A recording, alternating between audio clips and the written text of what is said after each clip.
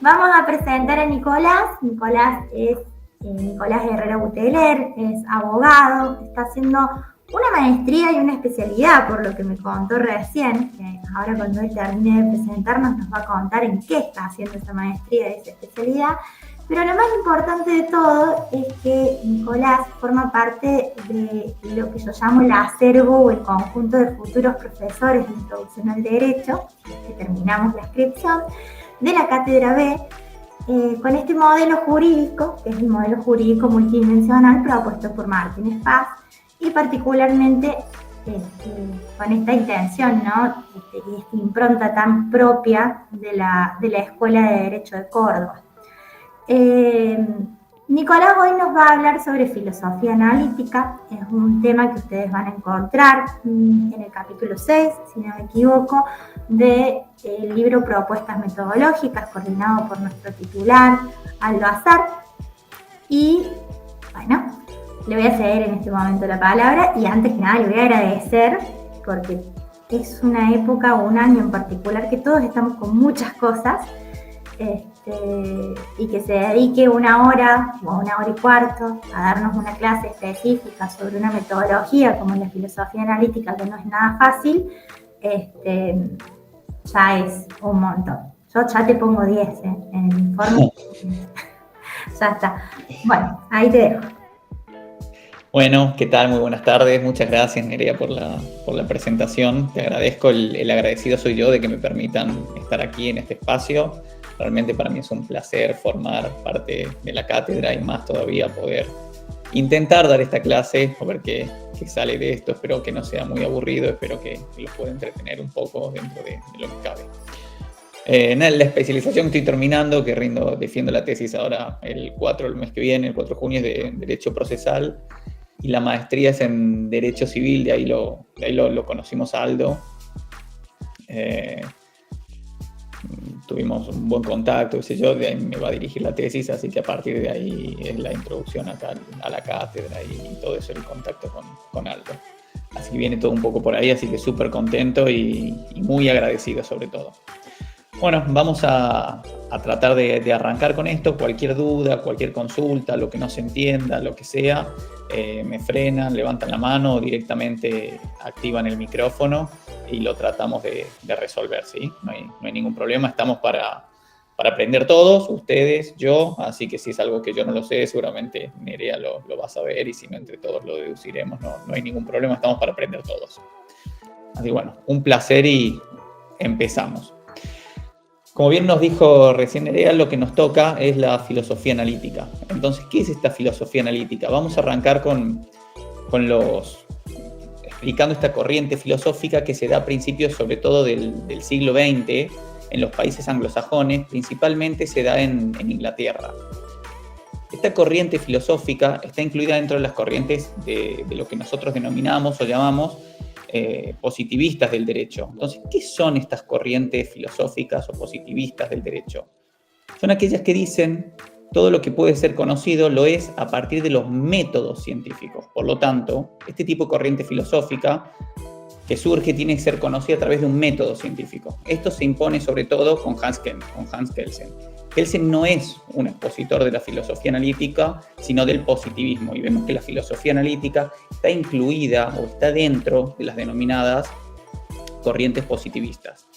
Entonces, si Kelsen no es alguno de estos expositores de la filosofía analítica, ¿quiénes son? Bueno, los principales expositores de esta filosofía analítica del derecho son autores como Haustin, Hart, Alchurrón, y ya acá en Argentina, Alchurrón, Bulillín, Genaro Carrió y Nino, entre otros. Son los más conocidos o los que más han elaborado esta corriente filosófica.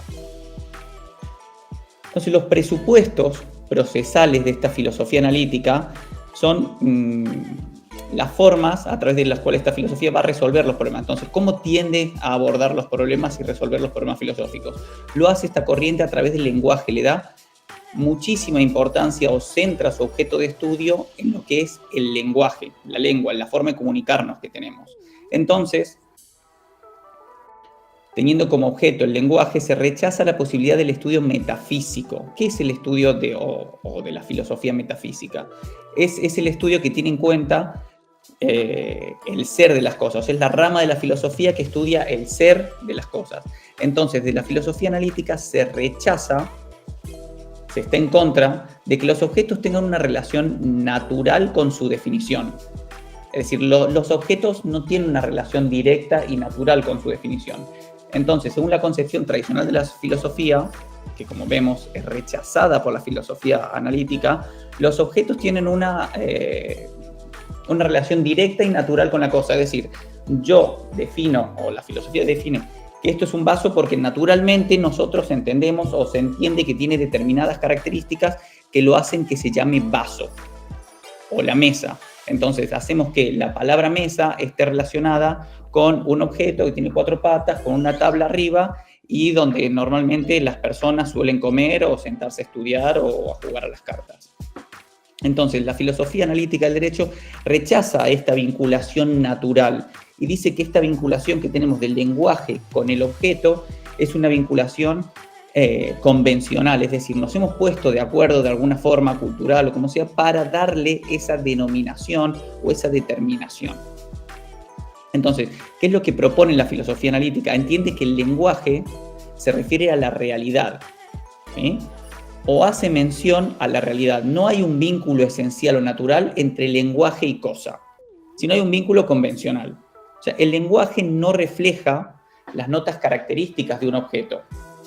El nombre de una cosa no hace a la esencia del objeto. Entonces, ¿qué es lo que hace que una cosa se llame de una manera y no de otra? ¿O qué es lo que hace que una cosa tenga esta designación? Una cuestión, como les dije recién, convencional. Es decir, nos hemos puesto todos de acuerdo para designar a un objeto que se llame de determinada forma. No por las características naturales que tenga este objeto me va a dar esa definición. Entonces, de este modo, la filosofía analítica no centra su preocupación en la realidad, sino centra su preocupación o su análisis de objeto, como lo venimos diciendo, en el lenguaje. Por lo tanto, la premisa que plantea la filosofía analítica es la siguiente. Los problemas o cuestiones filosóficos son problemas lingüísticos, son problemas relativos a las formas del lenguaje, a las formas en que nos comunicamos. Por lo tanto, resolviendo los problemas del lenguaje, vamos a resolver los problemas filosóficos.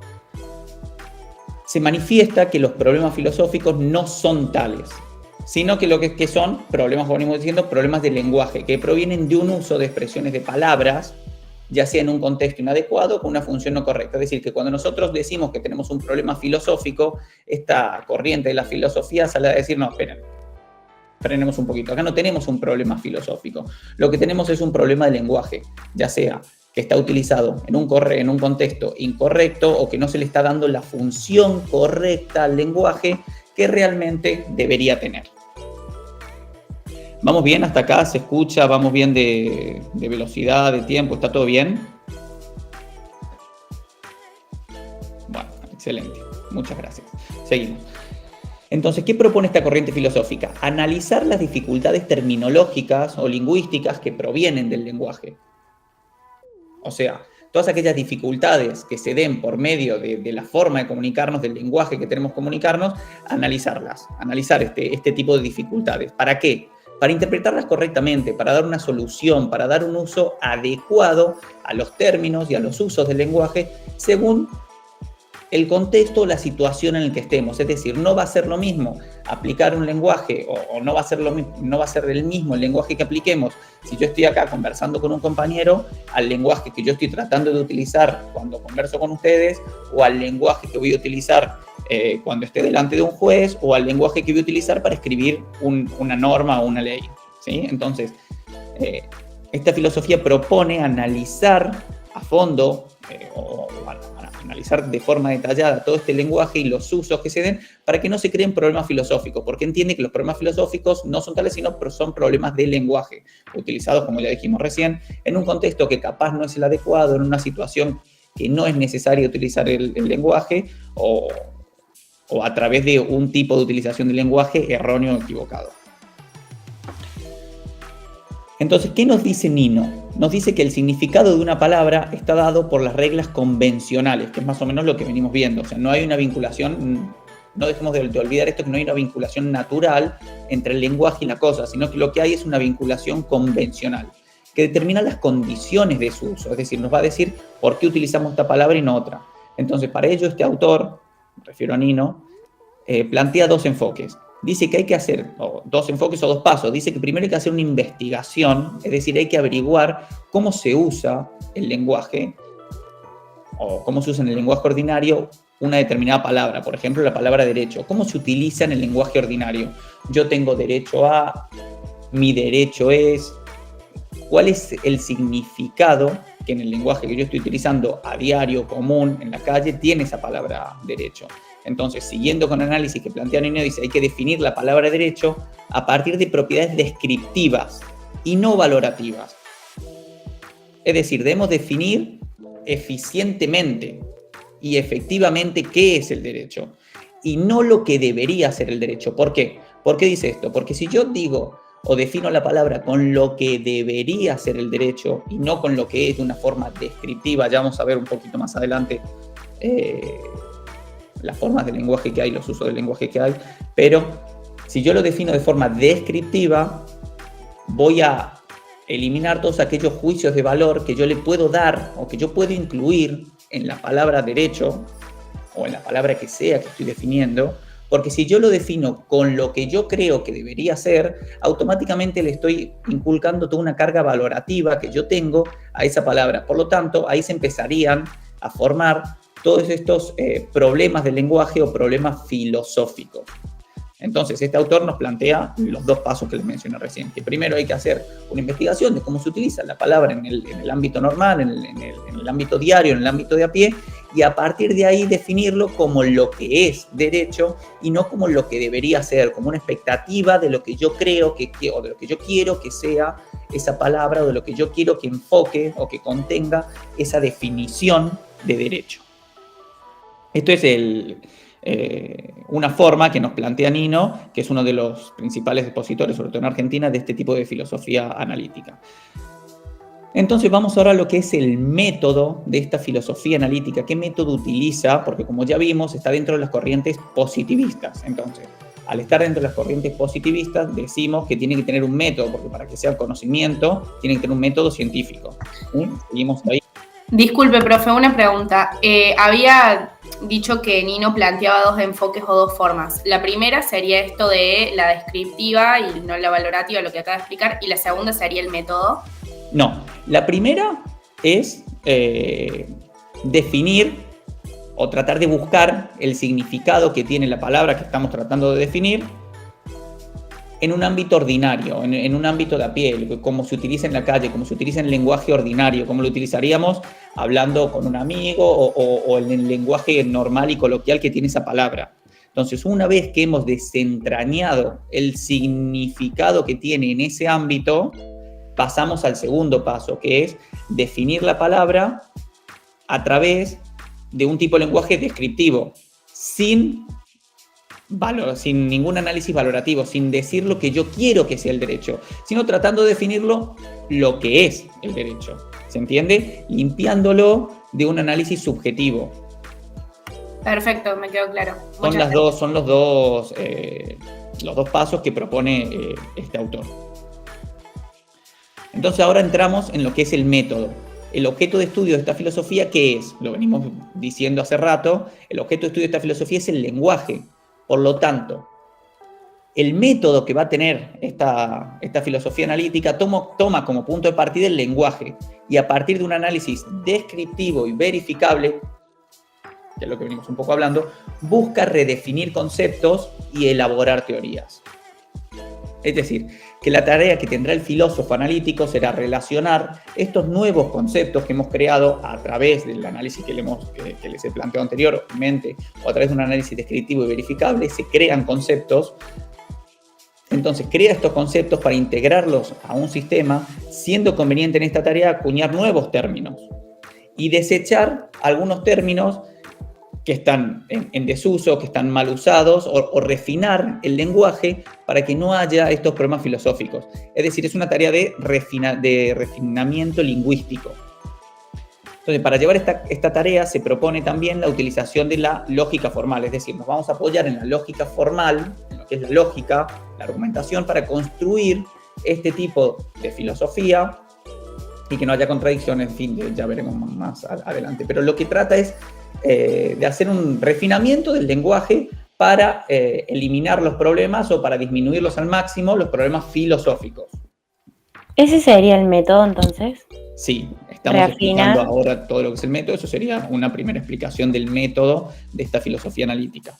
¿Lo puedes repetir una vez más, por favor? Sí, claro. Después de ahí hablé discúlpenme, no les he dicho, pero hice un Power esta mañana, lo que pasa es que me olvidé en la computadora del estudio y ya he pedido que me lo mandan un ratito, sino después a la tarde paso y lo busco y se los envío al Power, donde está más o menos todo, pero sí, por supuesto, te repito el tema del método. O sea, el objeto de estudio de esta filosofía, como hemos dicho, es el lenguaje.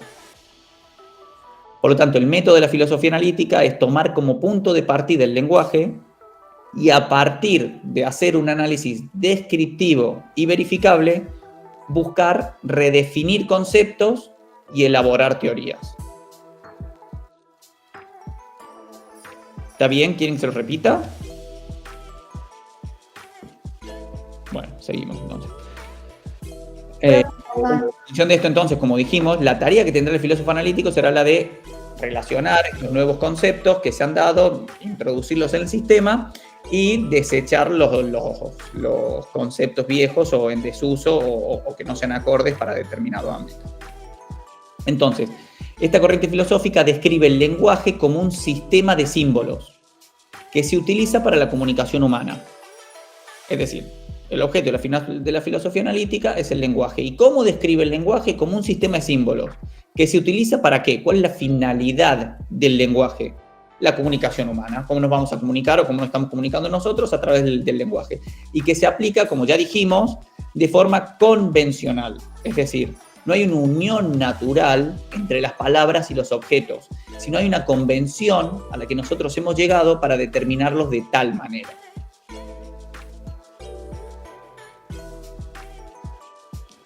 ¿Estamos hasta ahí?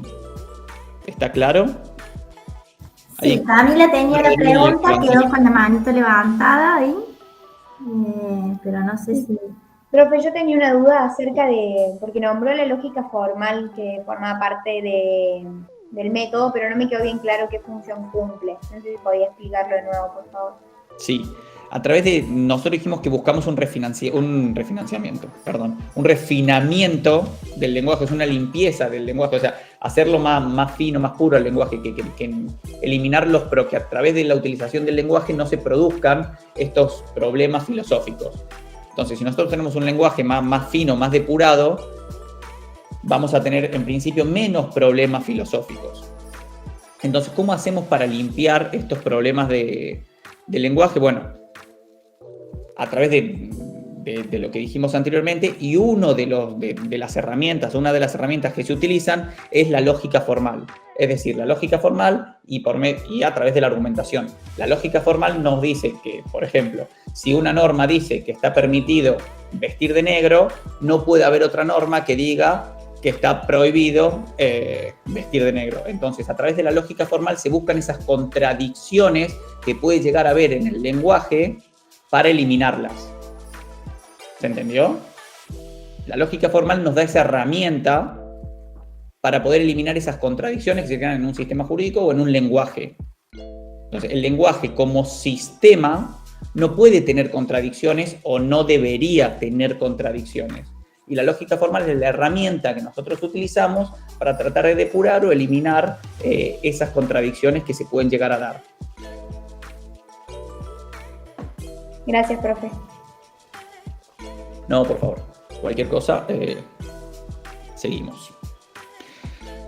Entonces, como venimos hablando del lenguaje, y como método de estudio de este tipo de filosofía, como objeto de estudio de este tipo de filosofía, el lenguaje, vemos que hay tipos de lenguaje. Entonces, tenemos el lenguaje natural, que es el lenguaje que se utiliza en la comunicación ordinaria del día a día, o sea, el lenguaje que nosotros utilizamos todo el día, cuando mi hermano llega a casa o cuando me cruzo con un amigo, es el lenguaje que usamos a diario. Y tenemos el lenguaje artificial, que es en el que ha habido una actividad intencionada o dirigida por el hombre para que sea creado este lenguaje. Es decir, no es un lenguaje que se da de forma espontánea. El lenguaje natural se da de forma espontánea, se van creando términos nuevos, se utilizan modismos, como se va evolucionando con la idiosincrasia de un pueblo, etc. Ese es el lenguaje natural, con el que usamos para comunicarnos por WhatsApp, el que hablamos por teléfono con un amigo, etc. Entonces, a diferencia del lenguaje artificial, es en el que hay una actividad intencionada o dirigida a que ese lenguaje sea de determinada forma. Dentro de este lenguaje artificial tenemos dos subtipos de lenguaje artificial o dos categorías de lenguaje artificial. Tenemos el lenguaje técnico, que se refiere al lenguaje natural, pero precisa o delimita la utilización de sus términos. ¿Sí? Es decir, es el lenguaje natural, el que nosotros todos conocemos, pero que lo hacemos un poquito más o bastante más específico. Delimitamos los términos que utilizamos y le damos un sentido técnico al mismo. ¿Sí? Es decir, no es lo mismo que yo diga perito hablando con un amigo a que yo diga perito en un expediente judicial. Tiene diferente significado. ¿Por qué? Porque cuando estoy hablando en un lenguaje técnico, la palabra perito tiene una definición establecida y sabemos qué es, ¿sí? O la palabra pena. No es lo mismo decir pena en el lenguaje de la calle o pena en un expediente judicial. Son cosas diferentes. Entonces, el lenguaje técnico, que es el lenguaje que utilizamos para el expediente o para la profesión, esta palabra se encuentra delimitada y se encuentra definida. ¿Por qué? Porque es un lenguaje técnico. ¿Y por qué es un lenguaje técnico? Porque ha habido una actuación referida a que ese lenguaje tenga ese tecnicismo, o esa delimitación, o esa especificidad que se busca en este tipo de lenguajes. Y después, dentro del lenguaje artificial, tenemos lo que es también el lenguaje formal. El lenguaje formal elimina los términos del lenguaje natural, es decir, no utiliza el lenguaje natural que hablamos al principio, sino que emplea símbolos independientes y símbolos propios, como por ejemplo puede ser el lenguaje de la matemática, o como por ejemplo puede ser el lenguaje que está ahora tan de moda y que también pagan, que es el lenguaje de los programadores. Y todo este tipo de lenguaje que yo desconozco totalmente, aunque me encantaría conocerlo, es un lenguaje formal. ¿Por qué? Porque elimina el lenguaje natural que todos hablamos, estamos acostumbrados, y crea un lenguaje específico con símbolos específicos para ese tipo de lenguaje y nada más. Entonces, para que tengan la clasificación, tenemos lenguaje natural, lenguaje artificial. Dentro del lenguaje artificial tenemos lenguaje técnico y lenguaje formal. El técnico, como ya dijimos, es por ejemplo el que se utiliza en un expediente judicial, y el formal, la matemática o algún lenguaje de programación, etc.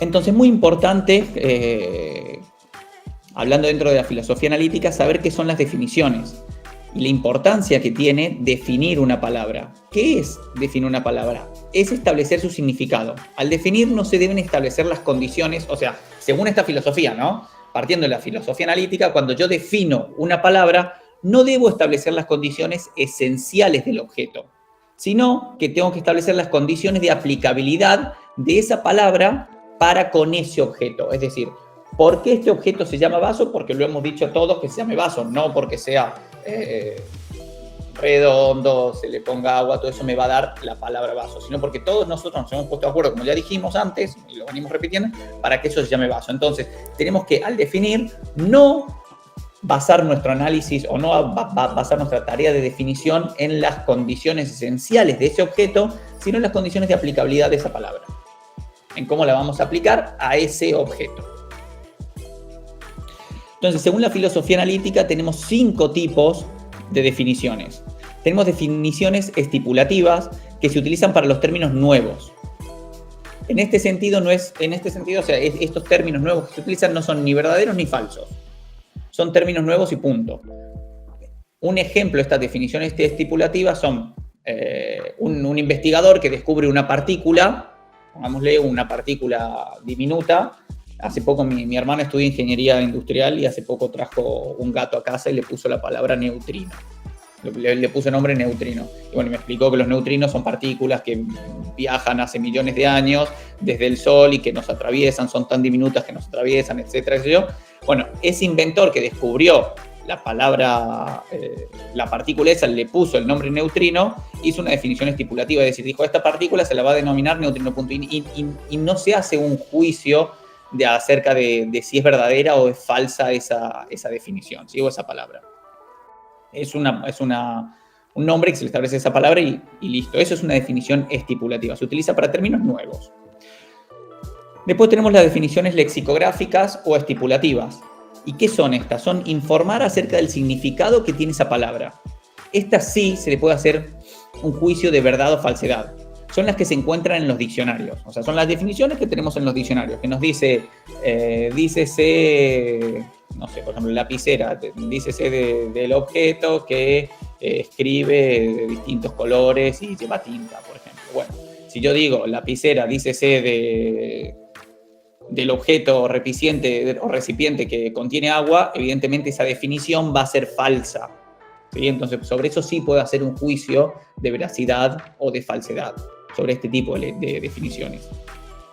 Después tenemos las definiciones aclaratorias, que son aquellas que tienen por fin solucionar la vaguedad en los términos, ¿sí? Son muy parecidas a las estipulativas, lo que pasa que acá no refiere a términos nuevos, sino a términos que ya se vienen utilizando. Y el juicio de veracidad o falsedad que se haga acerca de estas definiciones es parcialmente en la medida que sea verdad o mentira la definición que se está dando, que sea verdad o falsa la definición que se está dando en función del término que ya existe. O que estamos tratando en realidad no que existe, sino que estamos tratando de aclarar como su nombre lo dice. La cuarta definición o el cuarto tipo de definiciones que tenemos en función siempre de la filosofía analítica son las definiciones teóricas. ¿Qué son estas definiciones teóricas? Son aquellas que buscan formular una caracterización teórica acerca de un concepto. A partir de una teoría forman un concepto.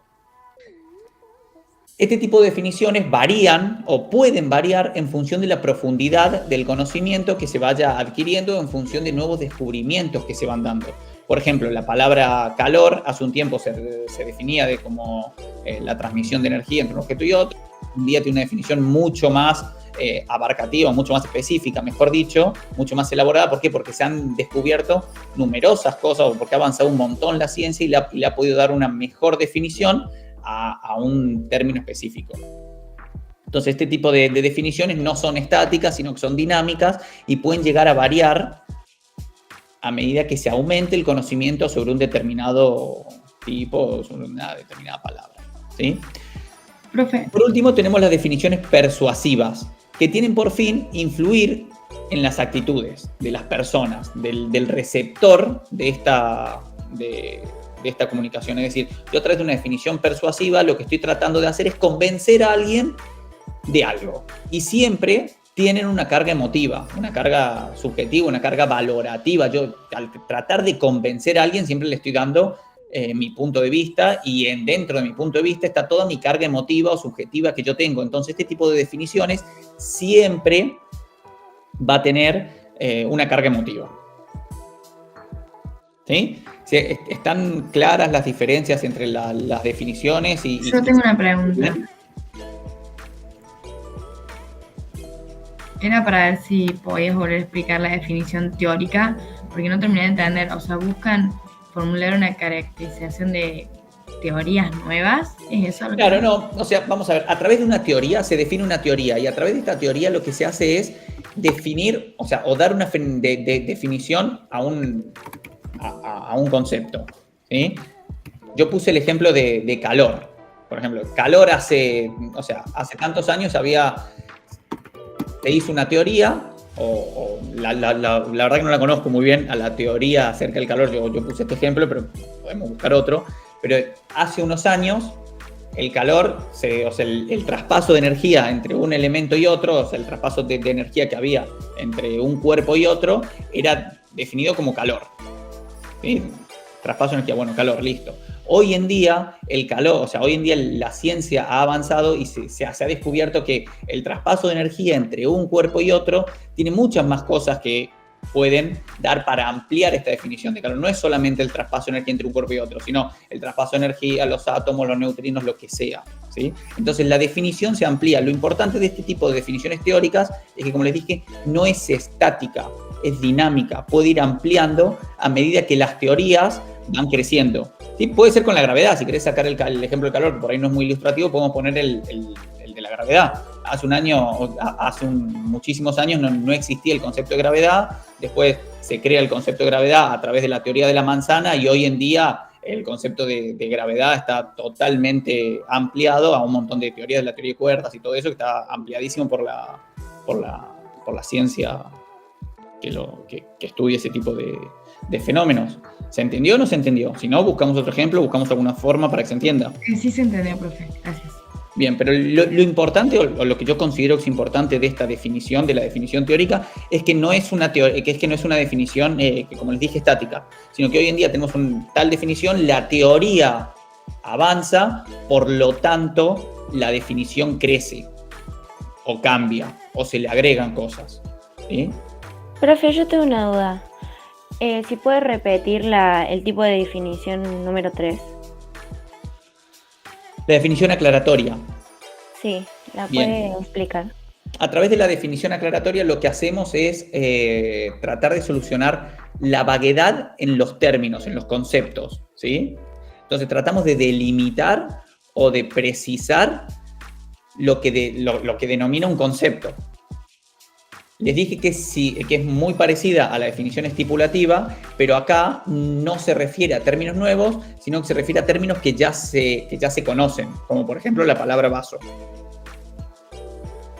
Y en función de esta aclaratoria, esta definición aclaratoria que se hace de un término que ya conocemos, decimos que puede ser falsa o verdadera parcialmente, en la medida de que concuerde o no con los términos que estamos aclarando. Es decir, yo tengo una definición de vaso, recipiente que contiene el agua.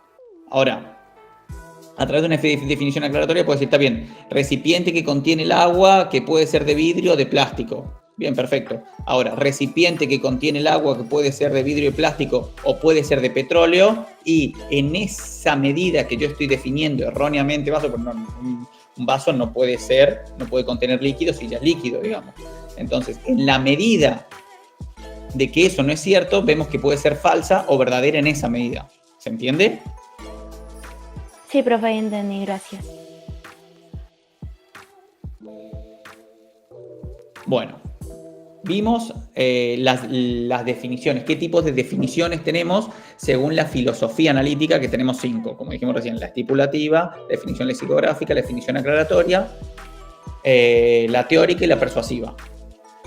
Después de esto, más allá de las definiciones, tenemos funciones del lenguaje. Nosotros no perdamos de eje que lo que estamos viendo es el lenguaje como objeto de estudio de este tipo de filosofía, de la filosofía analítica. Entonces, vamos a ver cuáles son las funciones del lenguaje. Vemos que tenemos 4 funciones. Tenemos la función descriptiva, que el lenguaje se utiliza para informar o comunicar un hecho, una cosa. Por ejemplo, un libro de física, o un libro de geografía o lo que sea, nos da determinada información acerca de determinados hechos. O sea, nos describe una realidad o una cosa, un hecho, una cosa. Después tenemos la función directiva o prescriptiva, que busca provocar en el receptor un determinado comportamiento o influir en su voluntad. Función directiva. Busca provocar en el receptor, o sea, en el destinatario del lenguaje, un determinado comportamiento o influir en su voluntad. Después tenemos la función expresiva, que sirve para manifestar sentimientos o emociones. Y por último tenemos la función operativa. Busca realizar, a través del lenguaje, un cambio directo en la realidad. Ahora, me habían dicho que teníamos que hacer una especie de... O sea, que tenía que ser una clase teórica y también algo práctico. Entonces, les planteo lo siguiente. dentro de estas definiciones que ya mismo se las repito. O sea, en la función descriptiva se utiliza el lenguaje para informar o comunicar un hecho, una cosa. Función directiva o prescriptiva busca provocar en el receptor un determinado comportamiento o influir en su voluntad. Función expresiva sirve para manifestar emociones, sentimientos, estados de ánimo. Y la función operativa que busca realizar a través del lenguaje un cambio directo en la realidad. Según estas 4 funciones del lenguaje que yo les acabo de mencionar, ¿dónde creen ustedes que estaría el derecho? Prescriptivo. Y también descriptiva, las dos. Descriptiva, prescriptiva.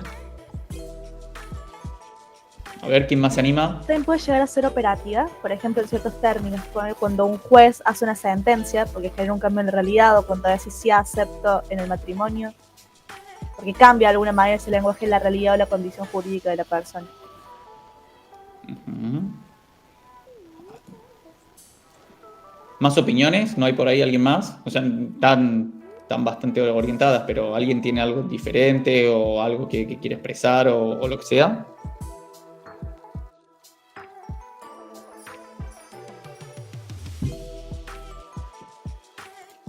Bueno, el lenguaje, salvo opinión contraria, yo lo pondría en una función directiva prescriptiva, ya que busca en el receptor un determinado comportamiento o influir en su voluntad. Eso es lo que estamos buscando a través de un sistema jurídico. Estamos buscando que un tipo de comportamiento en el receptor. ¿Sí? Si bien no le decimos directamente qué tiene o no tiene que hacer, se está buscando un comportamiento, se está dando una idea y entonces estamos queriendo influir en su voluntad. Por ejemplo, a través del derecho no estamos diciendo no mates a alguien, no hagas tal cosa. Lo que estamos diciendo es, si matás, se te va a aplicar tal condena. Por lo tanto, lo que queremos llegar a influir o influenciar es no mates. ¿Sí?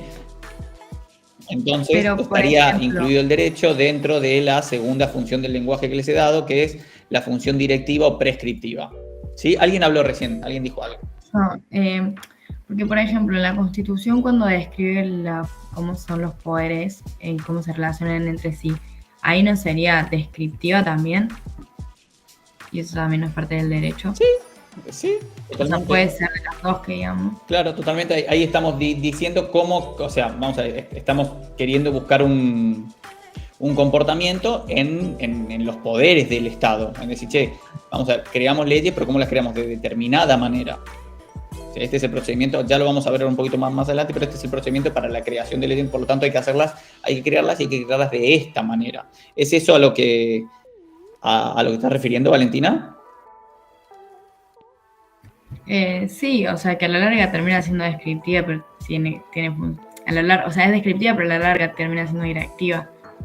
No sé si eso es lo que querías decir, pero yo me refería a que eran descriptivas porque decían simplemente cómo funcionaba el sistema. Ah, perdón, te entendí que decías que eran directivas. No, el derecho es siempre directiva y prescriptiva porque busca provocar un cambio en el receptor.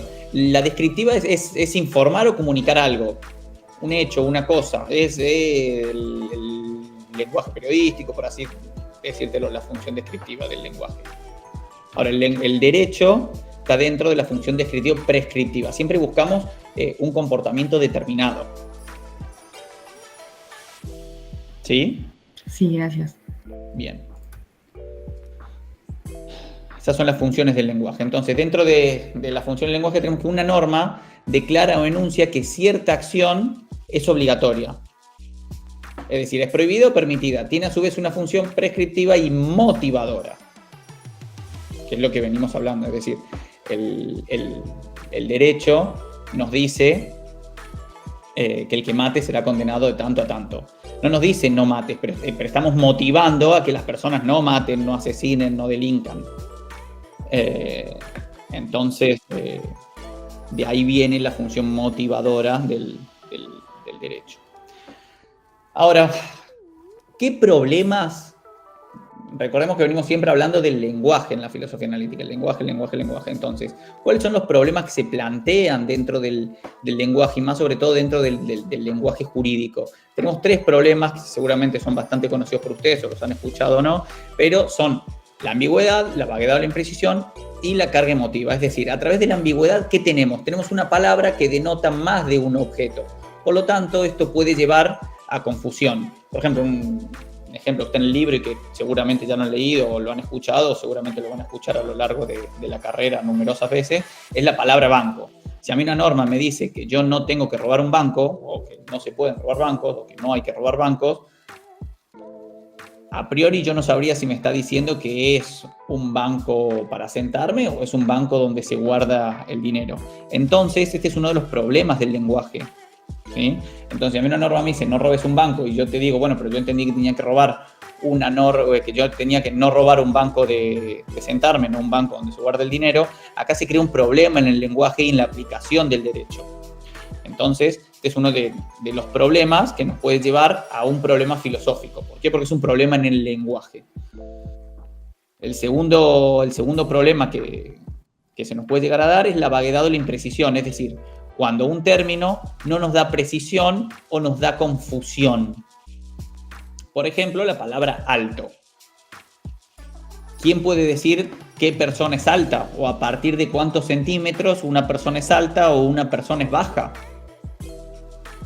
O incluso una persona puede ser alta con respecto a mí, o lo que yo creo que es alta para conmigo, pero no alta para un jugador de la NBA. Entonces, esta vaguedad, esta imprecisión también nos plantea problemas a la hora de la aplicación del derecho, o a través de la aplicación de las normas, o a través del conocimiento de las normas, o a ver cuál es el límite o delimitar las normas a través de la vaguedad o la imprecisión nos da este problema.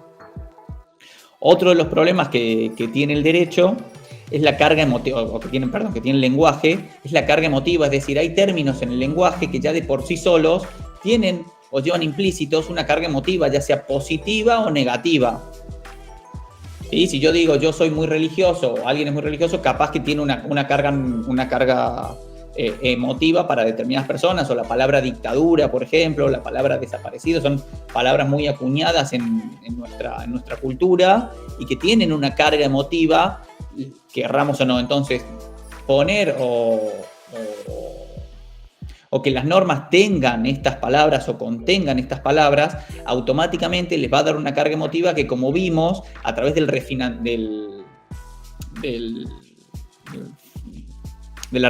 de la refinación del lenguaje que estamos buscando o que se está intentando a través de este método de la filosofía analítica, no es lo querido esta carga emotiva, ¿sí? Crea un problema que nos puede ocasionar un problema filosófico, como venimos hablando, un problema filosófico que habría que resolverlo como depurando el lenguaje, eliminando estos términos de las normas, que no haya palabras que tengan ambigüedad, o si las hay, por tratar de delimitarlas en la norma, tratar de reducir la imprecisión en la vaguedad y, por supuesto, eliminar palabras que tengan carga emotiva.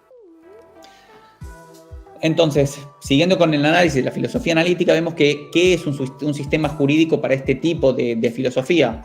Nos dice que las normas no existen de forma aislada, sino porque pertenecen a un sistema jurídico. Es decir, yo no tengo normas porque sí. Tengo normas, o sea, no tengo normas de por sí solas. Tengo normas, ¿por qué? Porque pertenecen a un sistema jurídico. Esto nos lo dice Hart. Sostiene esta teoría que dice que las normas no pueden existir de forma aislada, sino que tienen que estar dentro de un sistema. Y para que estén dentro de un sistema, concibe diferentes tipos de reglas. Concibe reglas primarias y concibe reglas secundarias. Las reglas primarias son aquellas que prescriben conductas. O sea, son las normas que tenemos en los códigos.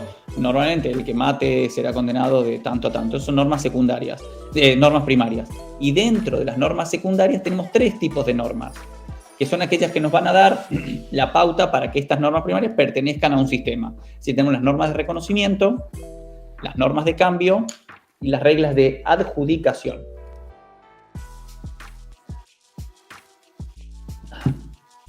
Las reglas secundarias Bueno, como dije, tenemos las de reconocimiento. ¿Cuáles son estas reglas de reconocimiento? ¿Qué son estas reglas de reconocimiento?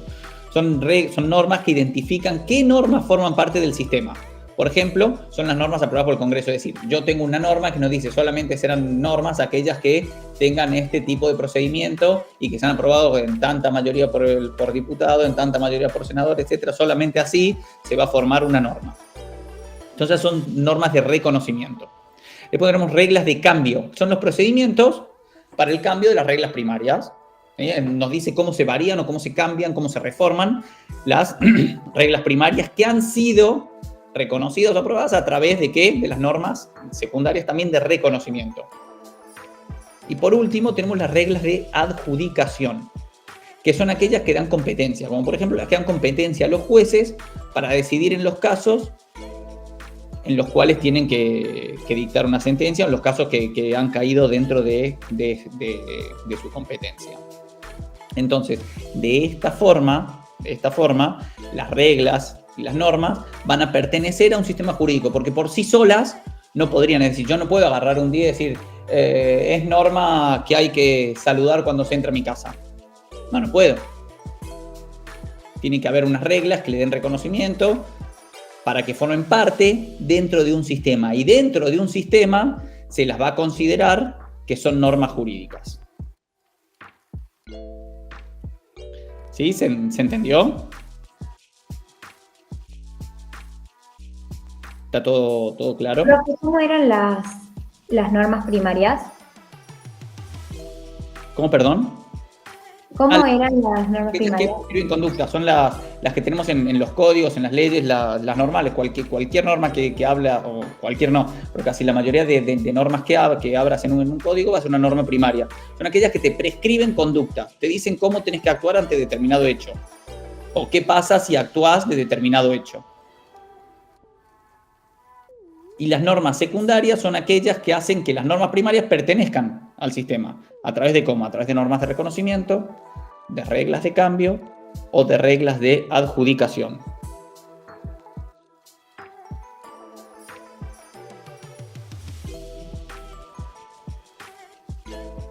Perdón, ¿cómo eran las normas de adjudicación? ¿Las normas de adjudicación, me preguntaste? Sí. Bien, porque se escucha medio bajo. Son aquellas que dan competencia para determinados actos. Yo puse el ejemplo de los jueces. Son las normas que dan competencia a los jueces para entender en determinados actos. Es decir, si se comete un delito dentro de un ámbito nacional, los tribunales para entender serán los tribunales federales. Eso es una norma de adjudicación. Le va a decir al juez que debe entender en determinado caso, ¿sí? O, por ejemplo, si yo celebro un contrato de alquiler y hacemos una prórroga de jurisdicción a los jueces de Córdoba, bueno, hay una norma que nos dice que si hay prórroga de jurisdicción, es decir, que si los dos, inquilino y locador, pactamos que nuestro contrato de alquiler ante cualquier conflicto se va a resolver con un tribunal de la provincia de Córdoba para no irnos a otra provincia, y hay una norma en el código que dice que eso es posible, eso es una norma de adjudicación, una norma de adjudicación de competencia del juez. ¿Se entendió? Bien, por último, el último problema que tenemos con el lenguaje o con los sistemas jurídicos en general es el caso de las lagunas. Las lagunas es cuando no hay una solución para un caso en concreto. Entonces, nosotros venimos viendo, o con las teorías anteriores veníamos viendo que esto no era posible porque el legislador era perfecto, era omnipresente, entendía absolutamente todo, entonces no podía haber deficiencias en el sistema, no podía haber lagunas, etcétera. El sistema se valía por sí solo y lo tenían que autocomponer o autocompletar. Esto se soluciona sobre todo con normas de clausura, como por ejemplo, todo lo que no está prohibido está permitido, es decir, ante una laguna se puede solucionar, o ante un caso que no tiene solución, que no tiene, que la ley no nos da una solución, se puede solucionar a través de normas de clausura, que son este tipo de normas, en los que nos dice, bueno, está bien, vamos a ver, si hay algo que no está regular, no es que hay una laguna, sino es que todo lo que no está permitido todo lo que no está prohibido está permitido, entonces sí estaría, no es que hay una laguna, sino es que está permitido este determinado comportamiento. ¿Se entiende? Entonces, la filosofía analítica nos plantea que los problemas de lagunas normativas se van a solucionar a través de la analogía. Es decir, que ante situaciones análogas, ante situaciones parecidas, que no están regladas, lo que vamos a hacer es aplicar normas que regulan o que dan solución a casos concretos para determinadas circunstancias parecidas que tienen en principio los mismos o muy parecidos antecedentes, ¿sí? Entonces, si yo lo que tengo es una laguna, lo que hacemos es aplicar por analogía una norma que se aplica a un caso de hecho similar. ¿Se entendió el tema de la analogía? Bien, puede haber dos tipos de analogías. Tenemos las analogías normativas y las analogías axiológicas. Las analogías normativas son aquellas en las que puede haber dos tipos de lagunas, no analogías, dos tipos de lagunas. Lagunas normativas y lagunas axiológicas. Las lagunas normativas son aquellas en las que venimos diciendo que no hay norma que regule determinada situación de hecho. Entonces, como no hay norma que regule esta situación de hecho, ¿cómo lo solucionamos? A través de la analogía. Ahora, después tenemos las lagunas axiológicas. Profe, ¿puede volver a explicar lo de las analogías? Disculpe si me cortó internet. Ahí vamos. Bien. La analogía es cuando nosotros no tenemos una norma que dé solución o que regule determinado o determinada situación de hecho. Como yo no tengo una norma que da solución a un caso concreto, lo que voy a hacer es aplicar una norma que resuelve un caso similar. ¿Sí? Es importante decir que la analogía no es posible de aplicar en el derecho penal o no se permite en el derecho penal. Sí, así en el resto de los derechos. Entonces, decimos que la analogía es un tipo de solución a las lagunas normativas y que tenemos dos tipos de lagunas normativas. Tenemos dos tipos de lagunas, las lagunas normativas y las lagunas axiológicas. Las lagunas normativas, como venimos diciendo, es cuando no hay una norma que resuelva determinada situación de hecho.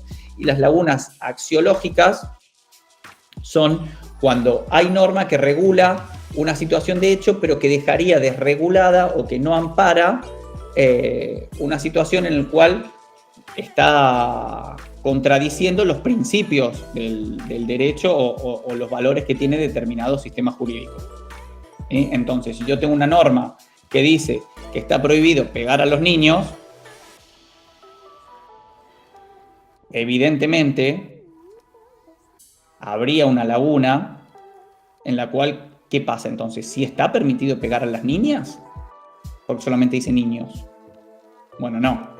Evidentemente, teniendo en cuenta todo el sistema valorativo que nosotros tenemos de principios y de valores sobre todo, se tiene que interpretar como que no está prohibido pegar ni a niños ni a niñas. No hay una laguna, se soluciona así esta laguna, aplicando los principios del derecho y la axiología, ¿sí? ¿Se entendió las dos diferencias?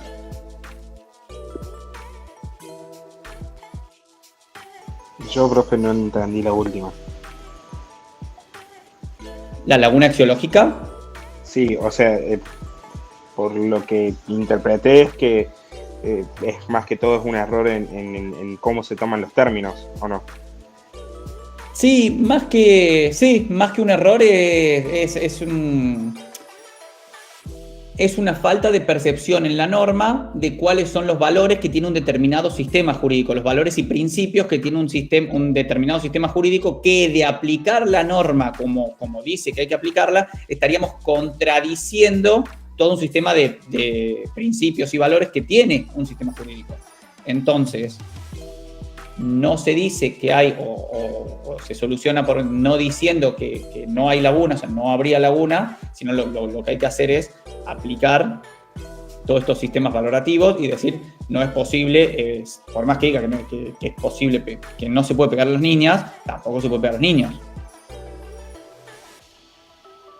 ¿Sí? Porque estaríamos contradiciendo nuestro propio sistema, ¿sí? Así que bueno, un poco la conclusión de toda esta filosofía analítica es eso, hay que tener en cuenta que el objeto de estudio es el lenguaje.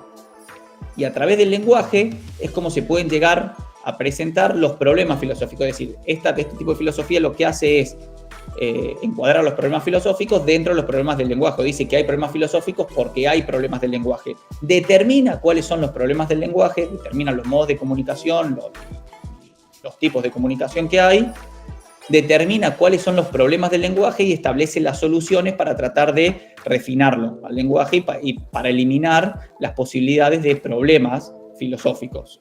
¿Sí? Eso es a modo de conclusión. Nerea, salvo que haya algo más que agregar o que quieras que explayemos, creo que hemos abordado un poco el tema y son ya las 5, creo que terminaba a las 5, ¿esto puede ser? Sí, así es.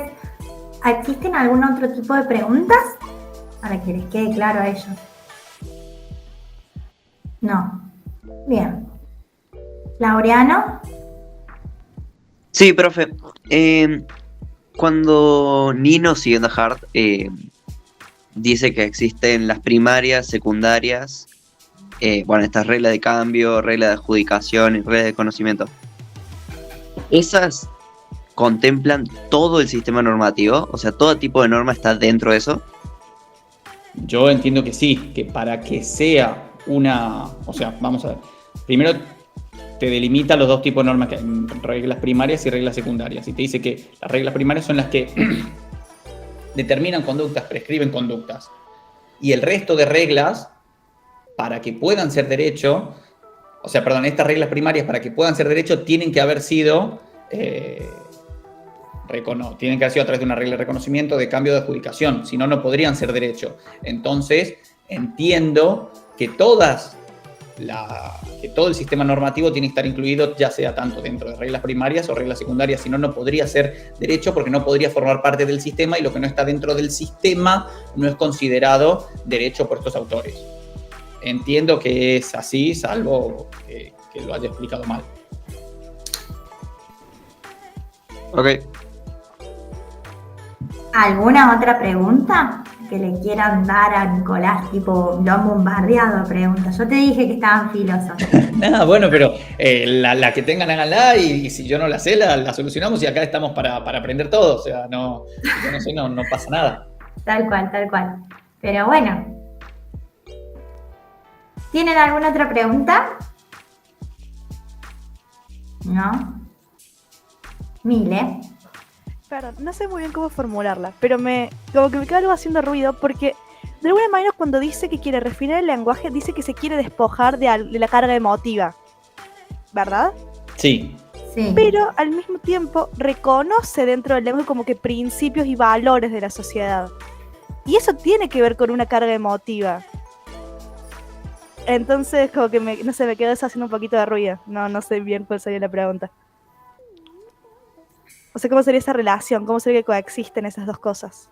Yo entiendo creo que entiendo lo que querés decir. Si estamos hablando de limpiar el lenguaje, si hemos hablado de que a la hora de construir el lenguaje lo que tenemos que hacer es limpiarlo de la carga subjetiva y todo esto que venimos hablando, y al final yo te hablo de las lagunas axiológicas y te digo que estamos contradiciendo valores y principios, ¿eso me estás diciendo?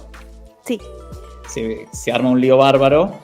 Sí, te entiendo perfectamente. Entiendo que una cosa es el sistema lingüístico que estamos tratando de depurar, ¿sí? Para comunicarnos, para que no se creen problemas filosóficos. Entiendo yo que es así. Y otra cosa diferente es el ordenamiento jurídico que reconoce principios y valores como fuentes del derecho. O sea, nos lo dice el Código Civil en el artículo 2 o 3, cuáles son las fuentes en el artículo 1. Nos dice cuáles son las fuentes del derecho y dentro de estas, evidentemente, tenemos los principios y los valores. Entonces, entiendo que es así el paralelismo. Me puedo estar equivocando, la verdad que te lo estoy contestando medio in voce y medio en el aire y medio como lo estoy pensando, porque es una duda que a mí también se me planteó cuando me lo preguntaste y dije, che, qué buena pregunta, es cierto. Entiendo que es así, que una cosa es el sistema lingüístico que estamos tratando de refinar o depurar, y otra cosa diferente son las fuentes del derecho que nosotros tenemos, que querramos o no, que están dadas por las propias normas. Entiendo que es así, o se podría resolver así tu pregunta, o yo la resolvería así, salvo que alguien tenga algún tipo de opinión contradictoria, encantado de escucharla.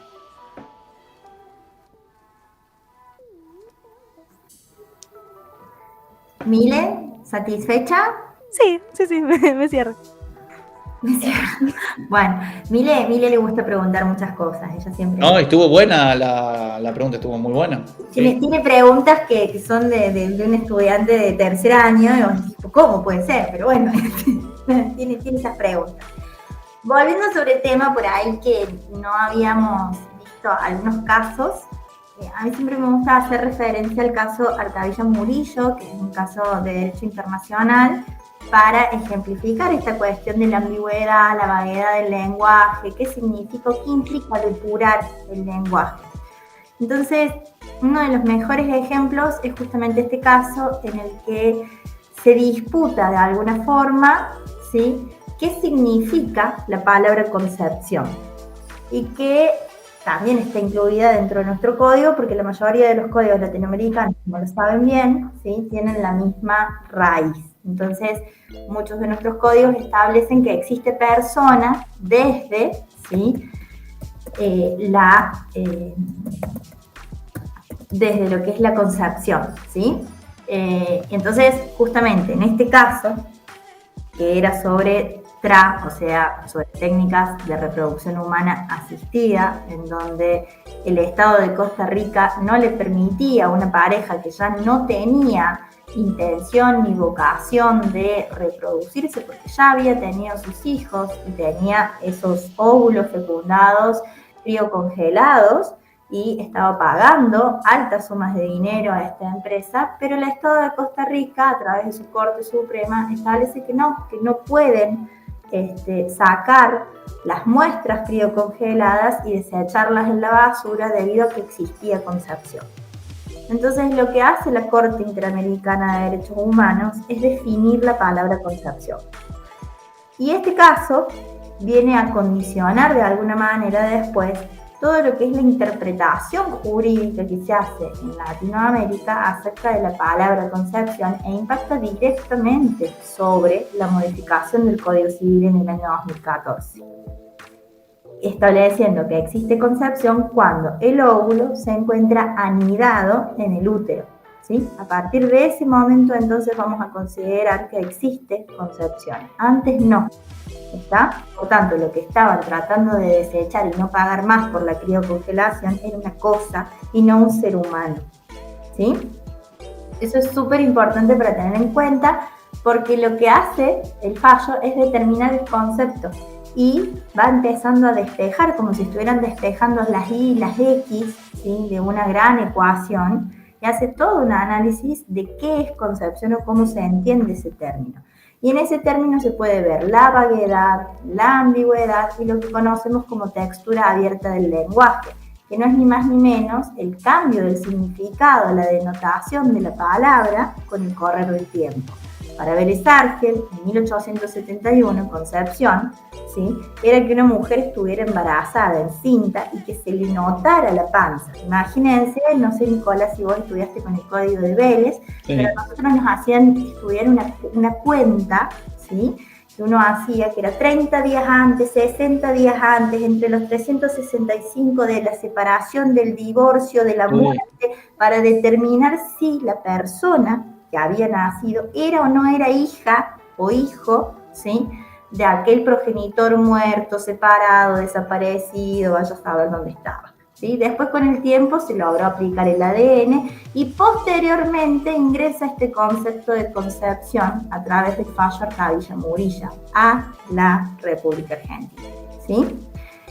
Solo a los fines de como bajarlo un poco a la realidad ese tema. Sí, está bárbaro. Es súper importante que tengan un ejemplo de dónde agarrarse. Igual, esto obviamente quienes cursaron conmigo ya lo deben haber escuchado varias veces, porque lo tomo varias veces en clase, al Artavilla Murillo, pero para los que no son de mi clase, búsquenlo en internet, caso Artavilla Murillo contra Costa Rica, es un fallo de 10 páginas, no es muy largo, y es muy interesante, ¿sí? Incluso es referenciado en el código de Lorenzetti, el código comentado de Lorenzetti, el último, cuando él habla de la persona humana, lo referencia, ¿sí?